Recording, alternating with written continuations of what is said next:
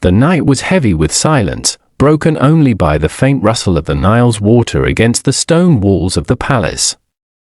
A young girl stood near the carved columns, her dark eyes watching the moon as it floated like a silver boat across the sky. This girl was Cleopatra, not yet the queen whose name would echo through centuries, but a daughter of the Ptolemaic dynasty, caught in a world of whispers, betrayal, and endless ambition. She was just a teenager, but her heart carried more weight than most men twice her age. Her father, King Ptolemy XII, known to the people as Auletes, was not a strong ruler. He loved music more than politics, flutes more than armies, and this weakness often left Egypt trembling under the shadow of Rome. Cleopatra watched him from a distance many nights, his fingers moving across the flute as if the sound of music could drown out the roars of angry citizens outside the palace gates. She learned something early from him: charm could be more powerful than strength, and appearances mattered more than truth, but charm alone would never save her. Cleopatra grew up in a palace of danger. Her sisters and brothers were not just siblings. They were rivals, waiting like snakes in the sand for their chance to strike. In Egypt's royal family, blood was never enough to guarantee loyalty. It was a lesson she learned young: trust could be deadly, and even love could carry poison. She was different from the others. While her sisters dressed in gold and silks and whispered about parties, Cleopatra studied. She listened to scholars who spoke Greek, Egyptian, Hebrew, Aramaic, and even Latin. She demanded to know the secrets of the stars, the ways of herbs, the mysteries of language. Soon, she could speak as many as 9 tongues, something that stunned even the Roman visitors. She wanted more than beauty, she wanted power of the mind. And that power, though invisible, would later become her sharpest weapon. But she was still a girl in a world ruled by men and armies. Her father was growing weaker, his throne threatened by enemies both inside and outside the palace walls. Rome was pressing closer, its generals hungry for Egypt's grain, its senators eager for control of the Nile's golden lifeline. And in that dangerous world, Cleopatra's fate was tied to choices she had not yet made. When her father died, the crown did not pass smoothly. Cleopatra was forced to share the throne with her younger brother, Ptolemy XIII, a boy who was easily manipulated by advisors and generals who wanted to use him like a puppet. Cleopatra, barely in her late teens, was expected to step back, to bow her head and let the men rule. But she would not bend. The tension between them grew like fire beneath dry wood. She tried to rule as queen, stepping into the throne room with confidence, issuing commands with the authority of her ancestors. But every move she made was challenged by her brother's advisors, especially a man named Pothinus, who whispered poison into the boy king's ear. They painted Cleopatra as too ambitious, too dangerous, too willing to claim power that did not belong to her. One night, Cleopatra's chambers were surrounded. She was told she was no longer welcome in the palace. Her brother's men forced her out, leaving her with nothing but a handful of loyal servants. She walked out into the desert air with the cold knowledge that she had been betrayed not only by her brother but by the very family she had trusted. Exile could have broken her. It could have reduced her to another forgotten princess, wandering foreign lands, begging for scraps of power. But Cleopatra was not built for silence. In the deserts, far from Alexandria's glittering palaces, she began to build her plan. She would return. She would reclaim the throne. And she would do it not by force, but by strategy, a strategy that would involve Rome itself. It was in this moment that her story crossed paths with one of history's greatest generals, Julius Caesar. Caesar had come to Egypt not out of love for its sands or its temples, but because of money and politics. Rome was hungry, and Egypt was the breadbasket that fed it. When Caesar stepped into Alexandria, the city of marble and light, it was already divided by civil war between Cleopatra and her brother. He had the power to decide who would sit on the throne, and Cleopatra knew this. She needed him, but how could an exiled young woman, hunted by her own family, gain the ear of the most powerful man in the world? Here begins one of the most daring moments of her life, a story whispered in taverns and palaces for centuries after. She had herself smuggled into Caesar's chambers, rolled inside a rug, or perhaps a linen sack, historians argue, but the image remains unforgettable. When the rug was unrolled before Caesar, Cleopatra stepped out, not as a defeated exile but as a queen reborn. Her dark eyes shone with fire, her smile carried both innocence and danger, and Caesar, a man who had faced endless battlefields, found himself captivated. She spoke to him in his tongue, not through translators. She told him of her vision for Egypt, of her betrayal, of the dangers that threatened both her throne and Rome's grain supply. She spoke not like a girl begging for help, but like a queen offering an alliance. Caesar, who had lived among senators who twisted words like knives, was struck by her directness, her intelligence, and her undeniable charm, and so began their bond. In the weeks that followed, Cleopatra's fortunes changed. With Caesar's backing, she returned to the palace, her brother forced to face not just his sister but the power of Rome itself. War erupted, the palace echoing with the clash of swords and the screams of men. Ptolemy's armies fought desperately, but Cleopatra, standing beside Caesar, felt victory's breath upon her cheek. Her brother would die in that war, his body swallowed by the Nile, leaving Cleopatra as the unchallenged ruler of Egypt. Yet this victory was more than political. It was deeply personal. She had not only survived betrayal, exile, and near destruction, she had transformed them into a love affair that shook the world. Caesar was twice her age, but in him, she found both a protector and a mirror of her own ambition. He saw in her not just beauty but brilliance, and together they dreamed of a new world, one where Egypt and Rome could stand side by side, but dreams in politics are fragile. In Alexandria, the people whispered about the queen who had sold her heart to a foreigner. In Rome, senators gossiped about their general's entanglement with a foreign woman. And Cleopatra herself, though wrapped in Caesar's arms, knew the truth. She was still walking a razor's edge. Her story had only begun, and already the stage was crowded with jealousy, betrayal, and danger. As the Nile continued its endless song, Cleopatra prepared for the next chapter of her life. She was no longer the exiled girl hiding in the desert. She was a queen, a lover, and a woman who understood that power was not given but taken, not gifted but claimed. And though she had captured Caesar's heart, she knew that the greatest battles of her life, battles of love, loyalty, and survival, still lay ahead. The palace at Alexandria glowed with torches, the marble floors reflecting the flames like rivers of fire. For the first time in years, Cleopatra walked through its grand halls not as an exile, not as a fugitive in the desert, but as a queen. Beside her walked Julius Caesar, the man who had become her ally, her protector, and, most dangerously, her lover. But though she carried her crown, Cleopatra also carried the burden of whispers. Every step she took was followed by the eyes of courtiers who wondered how much of her throne was her own and how much belonged to the Roman general whose hand she now held. Some whispered that Egypt had become a prize, a jewel glittering in Caesar's palm. Others whispered of her beauty, her cunning, her dangerous hold on him. But Cleopatra kept walking with her head high, her eyes fixed ahead, as though none of it mattered. She understood something the others did not. Power did not always rest in armies or crowns. Sometimes, it rested in the ability to bend another's heart. Caesar remained in Egypt longer than anyone expected. He spoke of restoring peace, of ensuring stability, but those close to him saw the truth in his eyes whenever Cleopatra entered the room.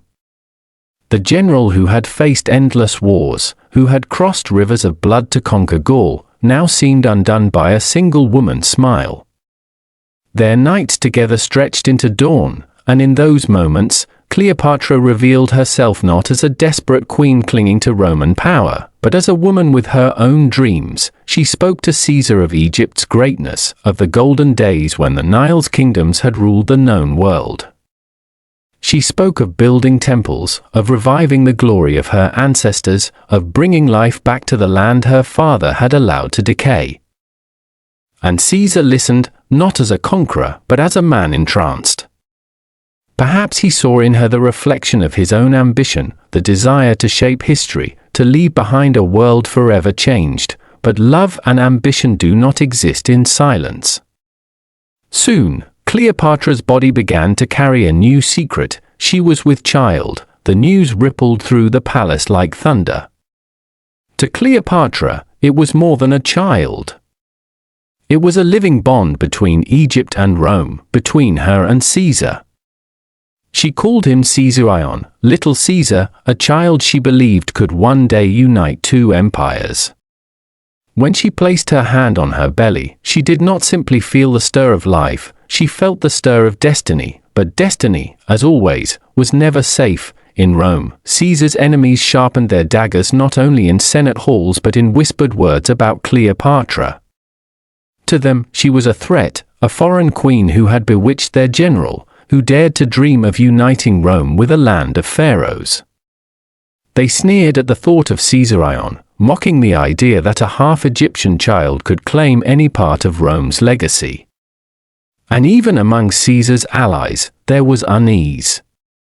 To them, Rome should rule Egypt, not be bound to it by love. Still, Caesar chose to bring Cleopatra to Rome.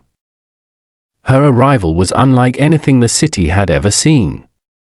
The streets filled with citizens craning their necks to catch a glimpse of the woman who had captured their general's heart. Cleopatra arrived not in simple robes but in silks that shimmered like the Nile under sunlight. She brought jewels, servants, and a presence that seemed to carry the perfume of Egypt itself. To some Romans, she was dazzling, exotic, a vision from a land of pyramids and gods. To others, she was dangerous, a serpent who had slithered into their city to coil herself around Caesar. Cleopatra understood the danger, but she never flinched. She walked through Rome as if it were her own palace, her chin high, her steps measured. She knew she was being watched, judged, even despised. But she also knew that in every corner of that city, her name was being spoken. She was no longer just a queen of Egypt, she had become a symbol, a fascination, a storm that no one could ignore. In private, she and Caesar lived as though Rome itself had bent to their will. He gave her a villa beyond the Tiber, a home filled with gardens and fountains, where she raised their child. Nights in that villa were filled with laughter, with whispered plans of the future, with dreams that reached far beyond the horizon. Cleopatra imagined a world where Caesar ruled Rome and she ruled Egypt, side by side, their son standing between them as the bridge of empires. But beneath those dreams, shadows grew. Caesar was ambitious, but ambition breeds enemies. Senators muttered about his power, about his arrogance, about his refusal to bow before the old traditions. And when they looked at Cleopatra, they saw not only a lover but a symbol of his betrayal of Rome. She was proof that Caesar no longer lived as a Roman, that he had allowed himself to be consumed by foreign temptations. The whispers became plots, and the plots became knives. On the Ides of March, the world shifted forever. Caesar walked into the Senate, unaware that his final moments were waiting for him among men he had called friends. Cleopatra, back at the villa, held Caesarion in her arms when news broke. Julius Caesar, the man who had conquered Gaul, who had marched on Rome, who had dared to change the world, was struck down by 23 daggers. For Cleopatra, the news was more than tragedy. It was devastation. The man who had given her power, protection, and love was gone. Rome erupted into chaos, and she, a foreign queen with a child in her arms, found herself surrounded by danger. The senators who had killed Caesar wanted her gone, wanted her erased from Rome's memory. The people who had once gossiped about her now spat her name with anger. Blaming her for the spell she had cast on their fallen leader, she had no choice but to flee. With her son pressed against her chest, Cleopatra left Rome, her heart torn between grief and survival. She returned to Egypt, where the Nile's waters welcomed her back like an old friend. But nothing was the same. She had lost Caesar, lost her place in Rome, and now stood once more at the edge of uncertainty. In the quiet of her palace chambers, she would often walk alone, the silence broken only by her child's laughter. She would look out at the river and remember Caesar's words, his touch, the dreams they had shared. Yet she knew that memory could not shield her from the storms ahead. Rome was not done with her. Caesar's death had left the empire divided. His assassins claimed they had saved the Republic, but his allies claimed his legacy. Among those allies was a man who would soon step into Cleopatra's life, a man as ambitious as Caesar but far more dangerous to her heart. His name was Mark Antony. For Cleopatra, grief would soon turn into passion, and passion into a fire that would consume her world. But in that moment, as she held Caesar Ion and stared at the Nile, she whispered a vow to herself. She would survive. She would endure. And she would love again, but this time it would be love that changed the fate of empires. The winds of the Nile carried whispers of change, and Cleopatra felt them before anyone else. She had returned to Egypt a widow in all but name, a queen scarred by the loss of Julius Caesar, yet still standing. Her people watched her with cautious eyes. Some saw weakness in her grief, but others saw strength, a woman who had crossed storms and still worn her crown, but Rome was never far behind. Caesar's death had left the empire in chaos, divided between those who wanted to honor his legacy and those who wanted to erase it. In the scramble for power, three men rose above the rest: Octavian, Caesar's adopted son; Lepidus, a politician more shadow than substance; and Mark Antony, a soldier whose charisma could light a room as quickly as it could ignite a battlefield. It was Antony who drew Cleopatra back into Rome's orbit. Mark Antony was unlike Caesar in every way.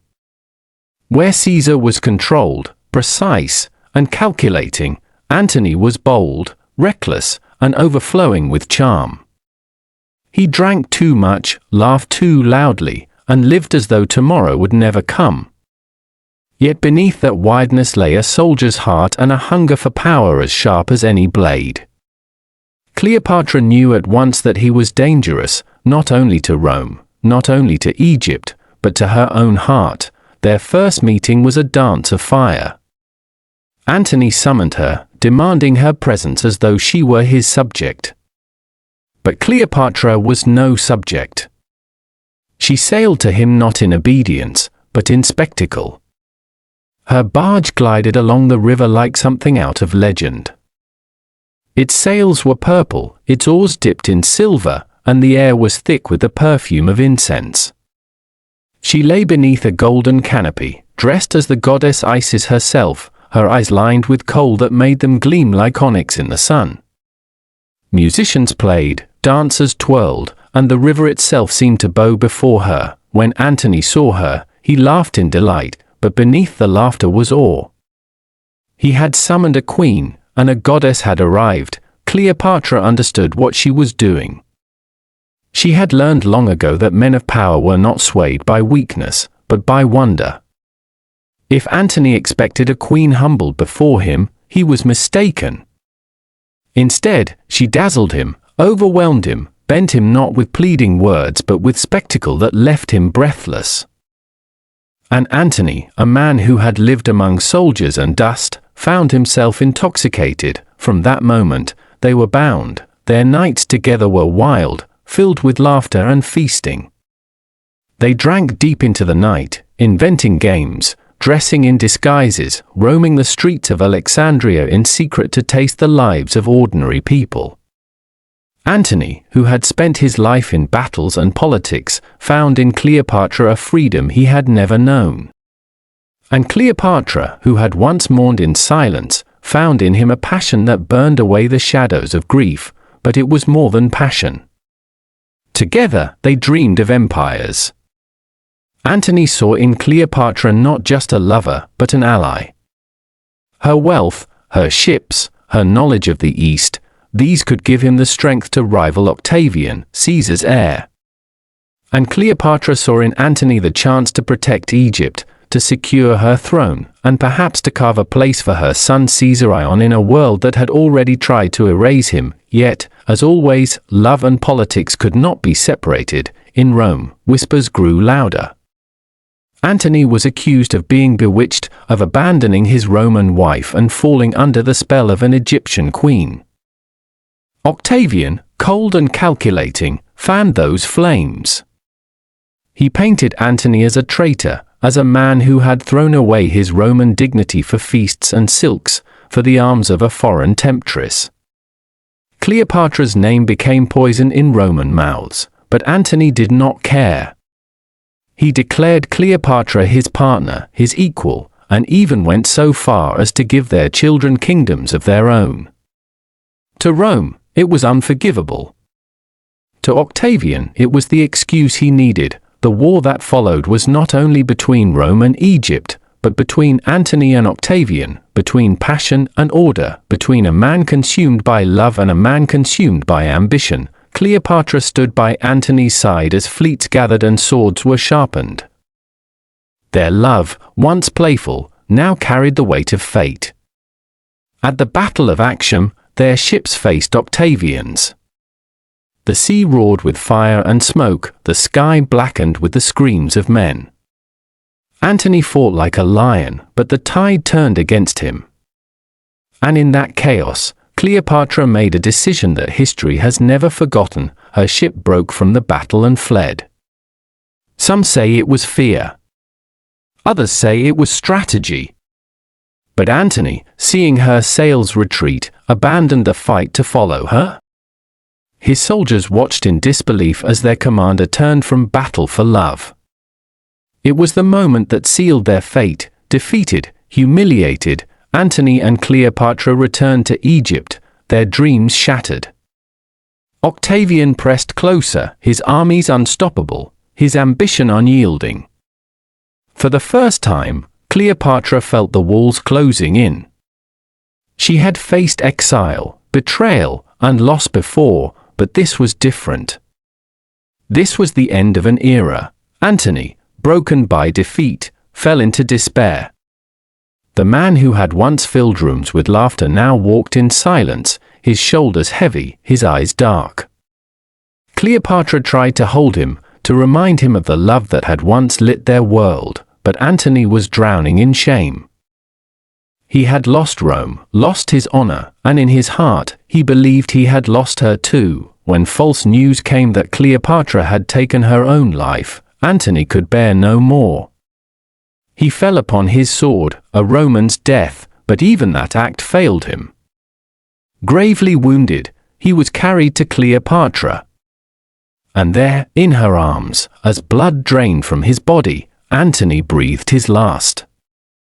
His final sight was her face, the woman for whom he had risked everything, the woman for whom he had lost it all. Cleopatra's cries echoed through the palace, a sound that cut deeper than any blade.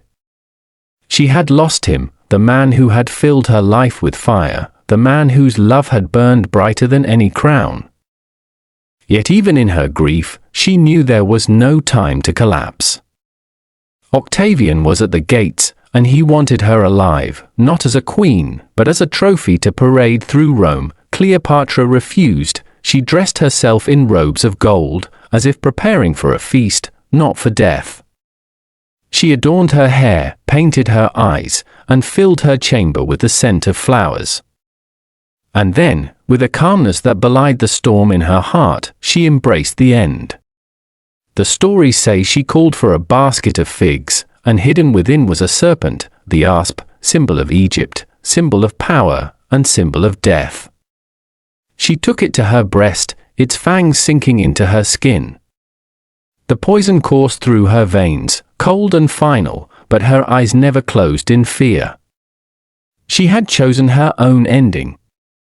She had denied Octavian his prize. When her servants found her, she lay still, her face serene, as though she had simply drifted into sleep. The Queen of Egypt, the lover of Caesar and Antony, the woman whose name had stirred empires, was gone, but her story did not end there. Rome claimed Egypt, Octavian became Augustus, and history moved forward. Yet Cleopatra's name lived on. Not as a conquered queen, not as a footnote, but as a legend. She was remembered not only for her beauty, but for her brilliance, her daring, her ability to bend the greatest men of her age to her will. She was remembered as a woman who lived and loved with a fire that defied time. Even now, centuries later, when people speak of love, of power, of tragedy, her name returns. Cleopatra, the last pharaoh of Egypt, the woman who made emperors kneel, and who chose her own fate rather than surrender it, her story remains a reminder that history is not only written by armies and empires, but by hearts that dare to love beyond reason, and by souls that refuse to bow even in the face of death. I share stories like this every day. Subscribe so you don't miss the next one.